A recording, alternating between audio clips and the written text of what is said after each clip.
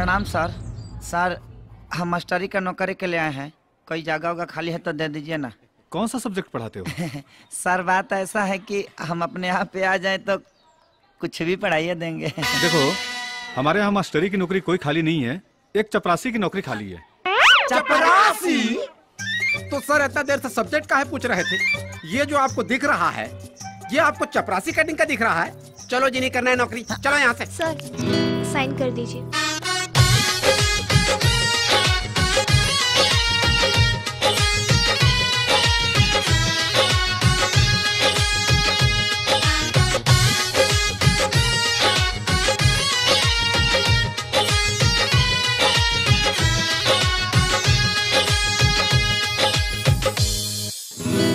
चपरासी उपरासी कुछ भी चलेगा, ज्वाइनिंग बताइए ना।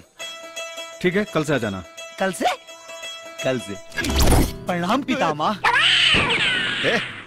ही कौन ड्रामा है? ड्रामा नहीं है पितामह, अब तो कर्म ही पूजा है, पूजा ही कर्म है। वत्स को आशीर्वाद दीजिए, मैं चला ड्यूटी पे।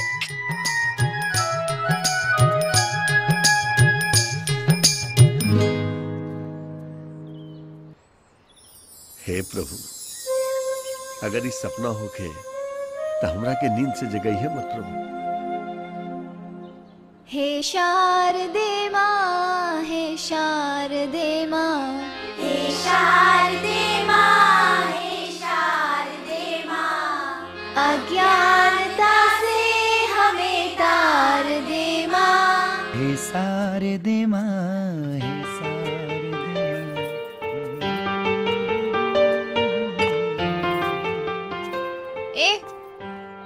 सुनो तनी है ने आवा। अभी तू गावत रहा का? ना हम कहाँ से ना। अरे क्या चाय दार्जिलिंग से लेके आ रहा है? यस सर, रेडी। पता ना के गावत रहा।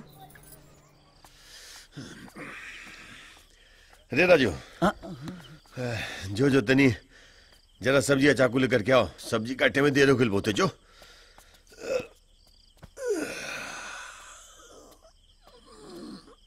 बाबूजी,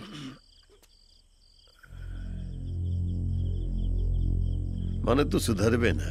मंगनी चाकू आ सब्जी आ तू लोटा लेके आ गेले का? बाबूजी खाना तैयार बा। खाना तैयार बा? हाँ। के कहले से खाना तैयार? जी हम बनौनी। हाँ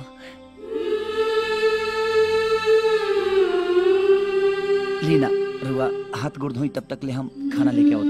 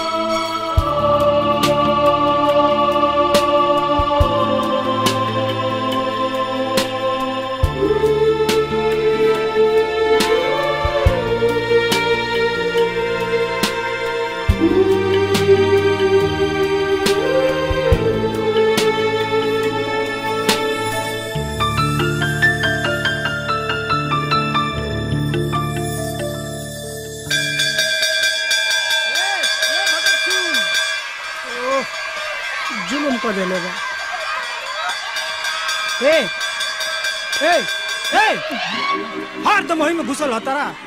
बजावा कर लती सारी घंटिया को देला छुट्टी। जा तारा के प्रिंसिपल साहब बुलावा तारे।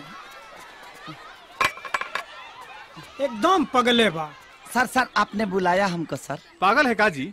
3 घंटे बजाना चाहिए था तो छुट्टी काहे करा दिया? सर हम तो 3 बजे ठोक रहे थे, तब तक बीच में टन आ गया। सॉरी। और सुन, हाँ। कल स्वच्छता अभियान में जाना है। हाँ। एक आदमी और हेल्प के लिए ले लेना। ठीक है सर। जाओ जल्दी जाओ। राजा जी बाबूजी। ये सब कहाँ रही? पैकिंग का होता? बाबूजी बिहाने स्कूल की तरफ से स्वच्छता अभियान पे जाए के बा। अच्छा कहा ना बाबूजी। कितना पैसा चाहिए? 1000 में हो जाए। 1000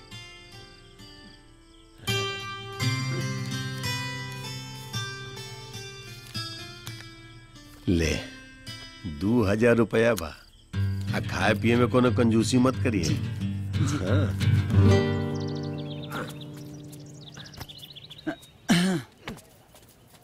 अरे मैं भरुआ का 4 बार ठीक से धर। आ सावलो बाबा आओ। चल चल अंदर जा। काहे तेरे पेट भेजल बा मुतले बरिष्कार है। चल चल ठीक से धा दिए। हाँ ठीक बा पार्टनर, बांध रहे हैं।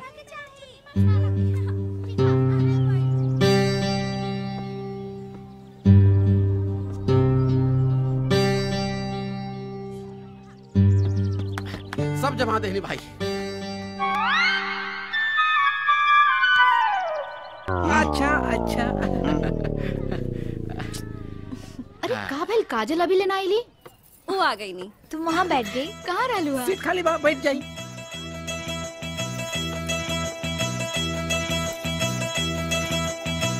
बेटा नमस्ते। सभी बच्चे बैठ गए? नमस्ते सर बैठिए।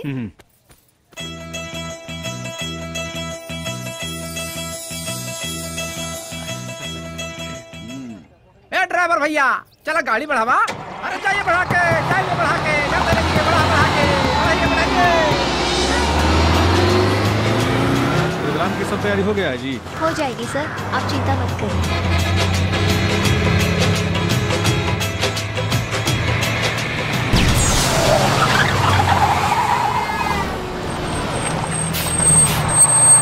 भाई ड्राइवर भैया, क्या हुआ जी? बस काहे रुक गया? काहे गाड़ी रोक दला?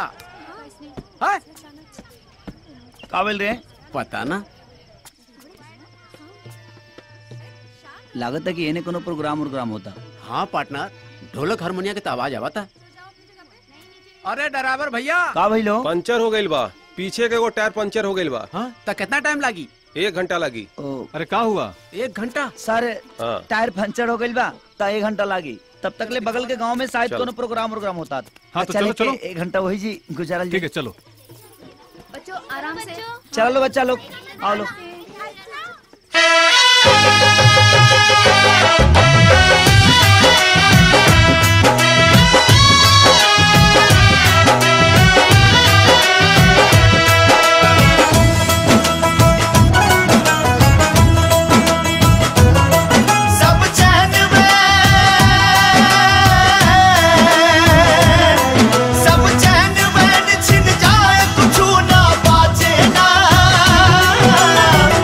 नचावे यार दीवाना।